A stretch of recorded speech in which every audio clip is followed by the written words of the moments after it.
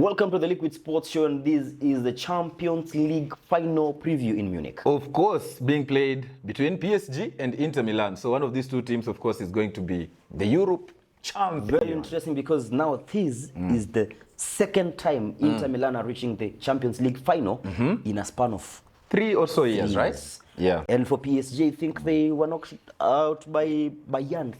Actually, yeah, it was a final when Bayern, courtesy of Lewandowski, managed to scrap through and won the Champions League in PSG's hands.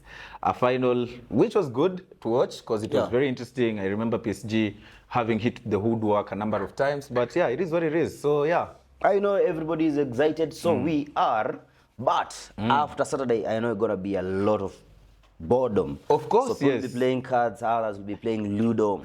Man, I can't even imagine what we'll do without football. But it is what it is. Let's look. We have several Uefa Nations League coming up. The likes of those who follow and the international Club World Cup. But I know it's not massive, massive, but at least it's still something. Football. Yes. Yeah, you'd rather have that than just an entire period where there's no football at all. Yeah. So we take it. Few things we're going to do today, and of course, assessing. To check who is likely to play over the weekend. Oh, yeah, who is likely in terms to of win, players, right? Where will the match be won? And do we have anyone who is injured or suspended for this match? Of course. But before that, take us through PSG. Everybody knows before PSG reached the finals, they met Arsenal, and everybody knows Inter knocked out Barcelona. But we want to know, to rewind a bit more back, as these teams, like the road they had towards the finals. Yeah. I mean, every team has had an interesting road here. Not gonna lie, because looking at Bayern's side of, Inter's side of things, they met Feyenoord in the round of 16. They defeated them like comfortably, and then they met Bayern Munich. It was a very close tie, but they still managed to scrap through and won the quarterfinal. Yes, and then came the semi-final, one of the best semi-final I've ever seen. I mean, a two-legged semi-final that I've ever seen, and it was interesting to see because you could see things repeating themselves. And somehow, one person watching from home and who thinks fixed matches usually exist might have thought that game was fixed because Barcelona, Inter Milan leading by 2 goals in the first leg, and then 2-2. Same thing happened in the second leg. Yeah, I mean, it was just interesting. So Inter Milan's road has been also not very easy because defeating those two giants, I think, is unbelievable. For PSG, I think they met most Premier League teams. Yes. And actually, we rewind back before the knockouts. They had to play in the playoffs. Yes. And for the reason that they didn't do so well in the group phase. Yeah. So they managed to qualify and play the playoffs. They played Brest. Yeah. And I think Brest is one of your teams. Yeah. Mine or yours? We'll find out. We'll find out from the previous videos. So yeah, they managed to beat Brest by an aggregate of, I think, 10 goals, 7-0, 3-0. And then in the quarterfinals, they met, round of 16, I mean. They met Liverpool, beat Liverpool at Anfield, qualified for this. Semi-finals met, quarterfinals. Quarterfinals where they met Aston Villa. An interesting tie. They scrapped through with a 1-goal margin across the two ties, qualified for the semis, and met Arsenal in the semis. Yeah, one of the teams which was doing well until then, and they managed to beat Arsenal home and away, and they qualified for the final. So these two teams, they all deserve to be here. Amazing. I think it's the first time we're gonna see a game where nobody knows what to predict in this.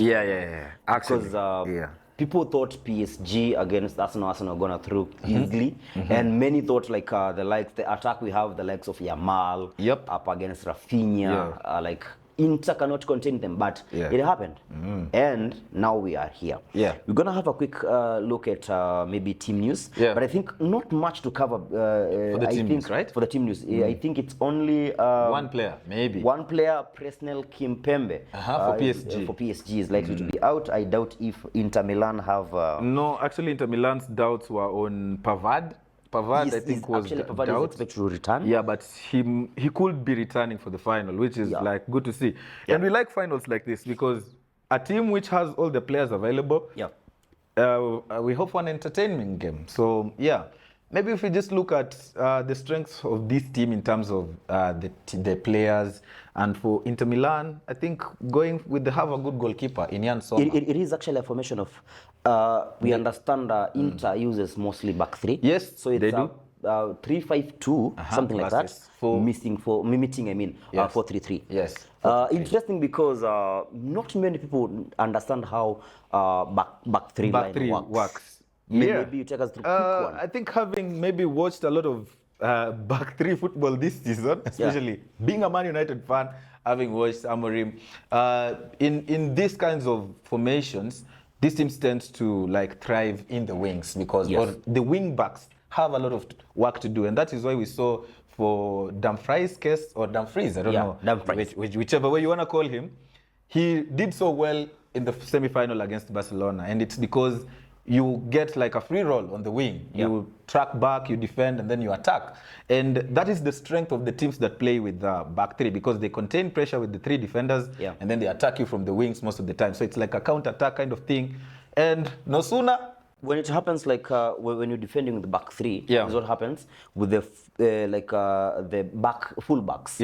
Let's say like if it's right wing back, they have Dumfries on the other side. I think they have DiMarco. So when they attack, they feed the wingers. Because they have three in front. So they become like plus the two strikers. Plus the two strikers. So like you will see like 6 players in front, and when they defend as a team, this back three plus the two full backs, the wing backs, you get 5 defenders. They still come and defend. It's really so it's awesome. A really good way. Like it's a good formation if you think about it. It has had most criticism when other managers or teams are involved, but we have seen Inter do it day in, day out. And actually, it's been one of the formations that has made them be defensive in a way that they can absorb pressure up to this point and defeat all those teams all the way here. I think for PSG's side, the 4-3-3 is also amazing for them. They have a great manager who knows how to handle that kind of formation. And the way they play football is quite exciting. I think they remind me of Spain in a certain World Cup we watched recently, where they were just like, they don't have a main man. Everyone plays football from the back. They're not depending on anyone. Yes, from the back all the way up front. But still they have some key players who are able to decide a game, like Dembele. They also have Vicha, who came in January and has done amazing, or has had a great impact on the team. So it will be interesting to see. Now, maybe we'll be asking ourselves, where is this game going to be won? Well, now, my thinking, this is not a game of midfield. I understand going to be more of a wing kind of play. Because when you look at the structure PSG has, they have Mendes. Yes, Mendes on the left back. So Mendes will be facing, Mendes will be up against Dumfries. Right? Sort of thing. Then we have Hakimi on the other side, who will be probably up against DiMarco at some point. So it's a team which is disciplined. This is a game whereby we say we don't expect a lot of goals. Could have a lot of goals. A game of margins means we could have a lot of goals, but or very few. Very marginal. Could be 4-3. 4-3. Could be 3-2. Could be 1-0. 2-1. Something like that. So I think my main focus, I want to see what the likes of the 4 players I've already mentioned. Of course, I expect PSG is a team which has been really heavily criticized because people believe PSG don't have a very good midfield. But somehow, until this point of finals, they've navigated so well. Actually, their midfield is quite underrated. Vitinha and Joao Neves plus this guy, the other Spanish guy. Ruiz. Fabian Ruiz.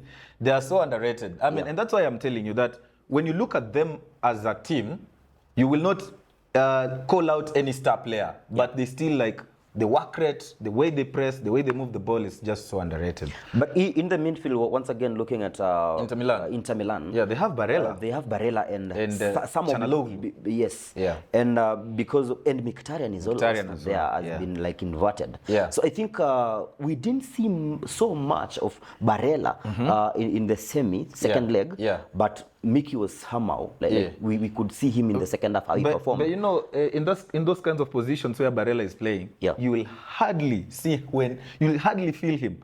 But the work he's putting in that team, it's just unbelievable. So it's quite we keep talking like this because this is a very interesting final, because it's very hard to choose who's going to win this one. But I think for me, as far as I know, Inter Milan have a great experience in this competition, because the team that went to the final with Man City in 2023, most of these players are still in this team. So they might have an advantage experience-wise. But when you look on the other side of PSG, we also have a manager who knows how to win. This manager has won a treble with Barcelona. And actually, for him to defeat all those teams all the way to the final is just amazing. So I think the way these teams play, there's a possibility Inter Milan will score. There's also a possibility PSG will score. And I'm tending to lean on PSG's side. I feel like they will, just like history speaks it for itself. Like, the stadium, the Allianz Arena, or a final that has been played in Munich, has always produced like the first winners. The first time winners. Chelsea 2012. Yes, and Benfica around some point back then. So I feel like PSG, with also the records of how the finals have been going this season, where we've seen underdogs doing their thing. I'm not calling them underdogs, but they look like, because they've never won it. So I feel like they might win this game 2-1. Right. I tend to differ a little bit. Let me ask a question. During the period whereby we had, I'm not talking about the group stages. Let's talk about the knockout stages.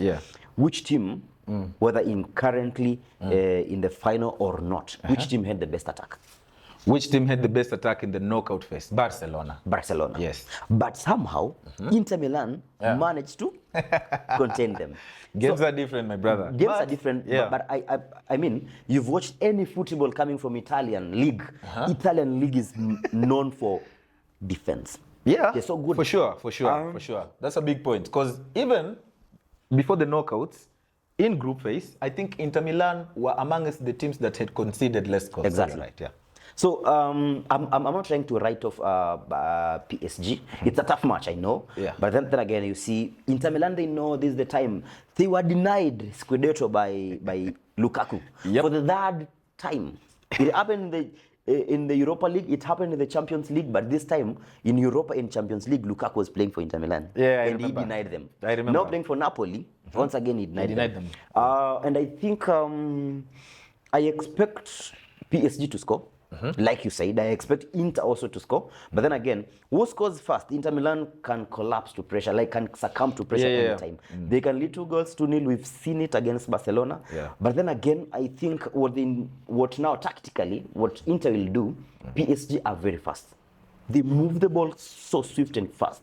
So I think Inter need just to shut those spaces and they'll get a counter attack. And through the wings. And of course, expect Hakimi to be to mean business, Mendes as well. So with this, I'm tempted to say Inter Milan, they know this is the only silverware. They've done so well until the final days of both Champions League and the domestic league. So they know a loss, they'll match United record. Like going. Which United? Newcastle United? Trophyless. Anyway, I'm seeing this is a game which could end 1-1. Full 90 minutes, 1-1. Interesting. Then, because of course, the other side we have Donnarumma.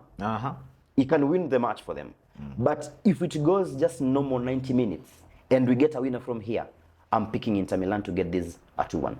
Within 90 minutes? Within 90 minutes, it's Inter Milan. Extra time, I'm giving PSG to win either on penalties or a scrappy goal. Just be on one side. Because 90 minutes, that's one side. You mentioned Donnarumma. Donnarumma will win it. Do you know who Inter Milan have in goal, bro? Sommer. And actually in these kinds of games, it's the goalkeepers who try to decide the games. So I don't know why you. I'm saying it's a game of margins. You see, we have the sort of. Let me take you back to when United faced Lyon. When it went to extra time, there is a mentality which comes in a certain team. Well, and we saw it United. So maybe we leave it to you as well. Watching this, let us know in the comment section who you think will be the 2025 European champion. And that is all from us. Before we go, remember to subscribe to this channel and also hit that like button. Let us know where you're watching from, because we appreciate you. So that is the end. Until after the final, my name is Brian. They call me Vincent. And this is the Liquid Sports Show.